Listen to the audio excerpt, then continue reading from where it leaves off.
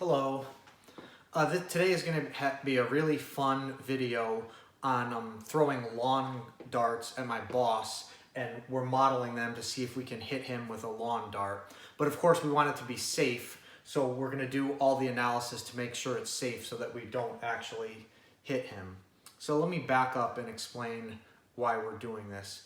We're having a work picnic coming up pretty soon, and we usually have a contest as part of the work picnic.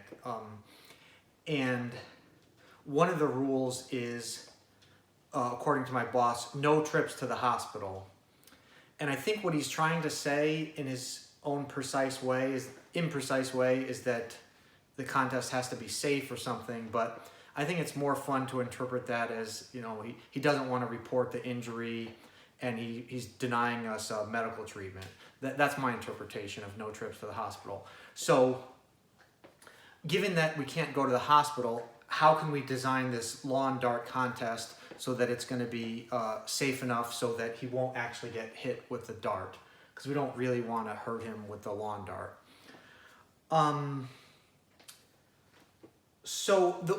Safety criteria. So here's the safety criteria I came up with.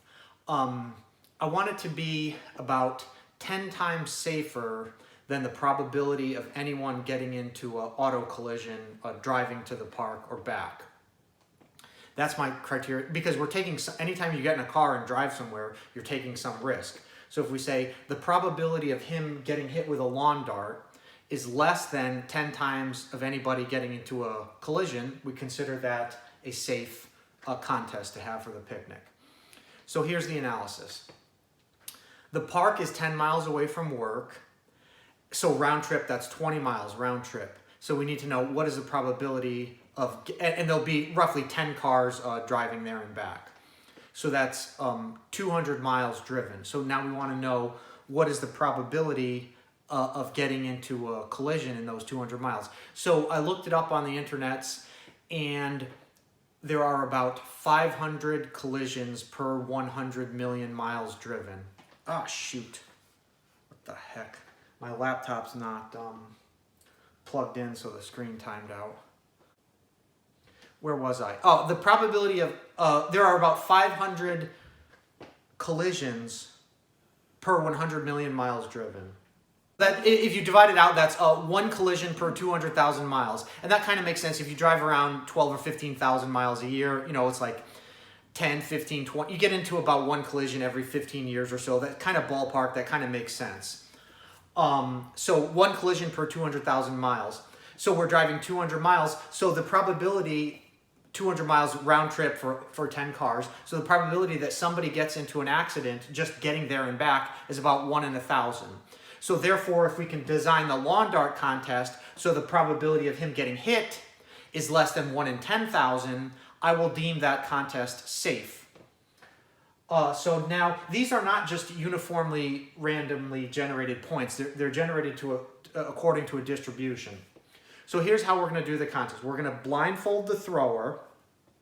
We're going to give him a good spin.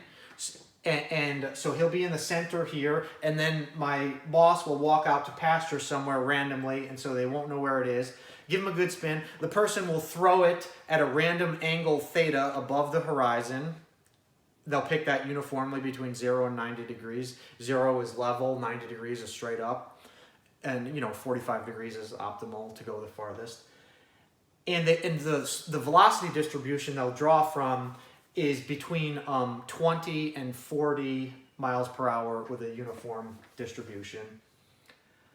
And we'll assume the height of the throw is about 5 feet above the surface of the earth. And in the azimuthal direction, we'll assume that's uniform azimuthally. We'll just spin the person around. So these are the parameters of this random study. So I wrote a Monte Carlo code in Python to simulate this. And in this case, this red dot is 40 feet away from the thrower, and the purple dots are the darts that would have hit him. So it's not just landing at his feet. So let me show you how that part works. This picture kind of shows it. Let me zoom in here. So yeah, it's being thrown. The initial height is 5 feet, And then, so if he were, we don't just increment like where it lands, where it hits 0, because then we'd be ignoring all these. If he was standing in any of these positions, he would have gotten hit. Like if he's standing here, it's going to hit him in the head. But if he's standing in front of that, it's just going to go over his head, so he's not going to get hit. Here it's going to hit him in the neck, here right in the gut, you know, in the knee, and in the foot. So each throw doesn't just have one kill zone or hit zone. It's potentially, you have to do all these. And if using round numbers, let's say he's about 6 feet tall or something. So this one throw would have incremented all these spots. That's why, if you go back to the this picture here, you can see, you know, I'm plotting where they land. So, you know, the farther away it is, you know, like it hits him in the head here and then in the knees there or something like that. And then, so I kind of made a little Python animation to animate this. So there's more throws and there's more throws. And I was doing like 10,000 throws per frame. And then, okay, so here is the result. If you stand too close to him, you get hit right away because it's just like going right through his head, because we're starting at 5 feet and we say he's 6 feet. So I didn't show these probabilities. I zeroed them out because the kill probability is so high.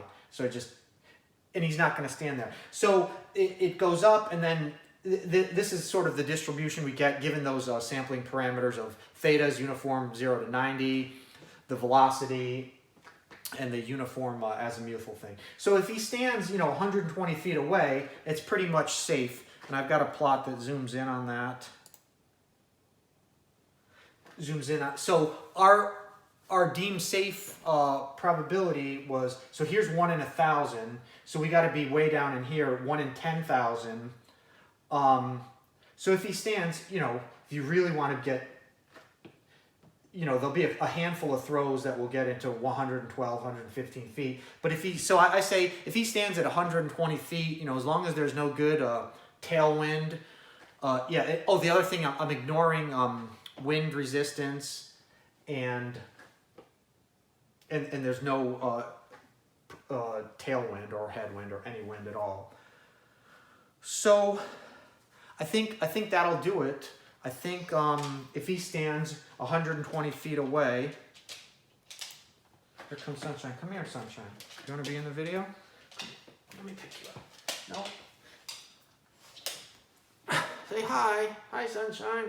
Sunshine's a good girl.